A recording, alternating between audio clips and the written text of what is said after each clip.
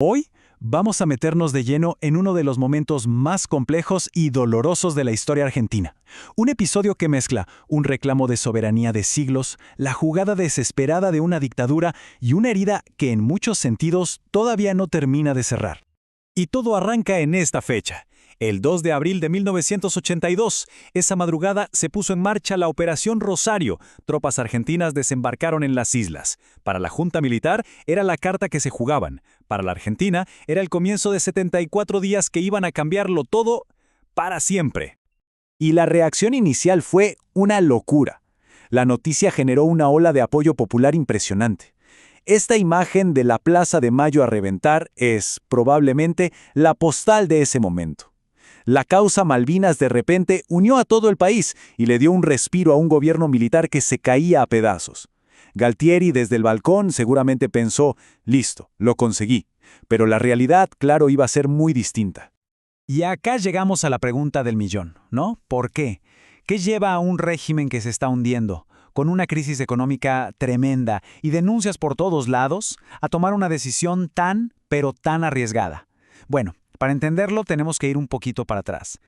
Porque, seamos claros, la guerra del 82 no salió de un repollo. Es en realidad un capítulo, el más trágico, de una historia de reclamos larguísima. A ver, si lo súper resumimos, la cronología es así. En 1833, el Reino Unido ocupa las islas por la fuerza. Durante más de un siglo, Argentina reclama por las buenas, por la vía diplomática, hasta que en 1965 pasa algo clave, la Resolución 2065 de las Naciones Unidas. A partir de ahí, en los años 70, empieza una etapa de charlas, de acercamiento, un camino que se corta de golpe con la Guerra del 82.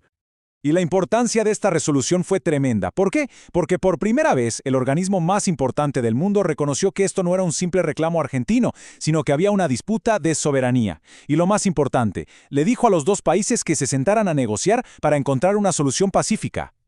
Y a raíz de esas negociaciones, en los años 70 pasaron cosas que hoy suenan increíbles. Por ejemplo, la aerolínea estatal tenía vuelos todas las semanas que conectaban las islas con el continente. El gobierno argentino mandaba maestras para que enseñaran español allá, y era bastante común que los isleños viajaran a Argentina para atenderse con un médico o para que sus hijos terminaran el secundario.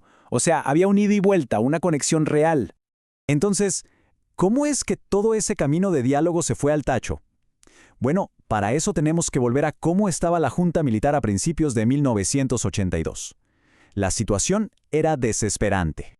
El régimen estaba en su peor momento. Sin dudas, la economía era un desastre, la presión internacional por las violaciones a los derechos humanos era cada vez más fuerte y acá adentro la gente ya no aguantaba más. Había huelgas, protestas. De hecho, unos días antes del desembarco, el 30 de marzo, hubo una movilización gigante. La dictadura estaba totalmente acorralada. Y ahí está el punto clave. La cúpula militar necesitaba, como sea, algo para desviar la atención.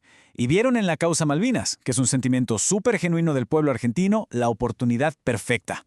Lo usaron como un pegamento, por así decirlo, para unir a todos detrás de ellos, tapar la crisis y de paso quedar como los salvadores de la patria.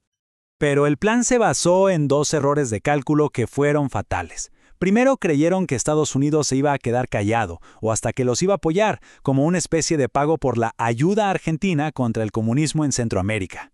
Y el otro error clave es que no pensaron en una guerra total.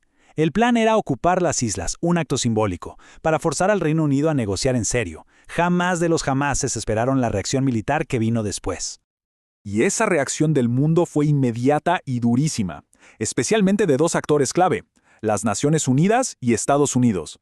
Miren qué rápido. Apenas un día después del desembarco, el 3 de abril, el Consejo de Seguridad de la ONU aprueba la Resolución 502. El texto fue letal. Decía que se había quebrantado la paz y exigía que Argentina sacara sus tropas de ahí, pero ya. Con esta resolución, Argentina se quedó diplomáticamente sola casi al instante. La postura de Estados Unidos fue el otro golpe durísimo para la Junta. Al principio, el gobierno de Reagan intentó hacer de mediador. Mandó a su secretario de Estado a viajar entre Londres y Buenos Aires para ver si se podía arreglar. Pero cuando esa mediación no fue a ningún lado, Washington no lo dudó. Se puso del lado de su socio de toda la vida, el Reino Unido. Le dio apoyo de inteligencia, material, una ayuda que fue decisiva en la guerra. Y esta frase, que es de una llamada entre Margaret Thatcher y Ronald Reagan, te muestra perfecto por qué era imposible negociar.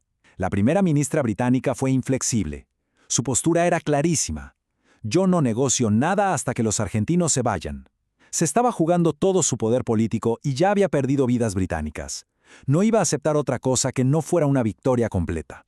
Al final, la guerra fue inevitable, y el desenlace, con la rendición argentina el 14 de junio, dejó una cicatriz profundísima en la sociedad, una herida que, todavía hoy, duele un montón.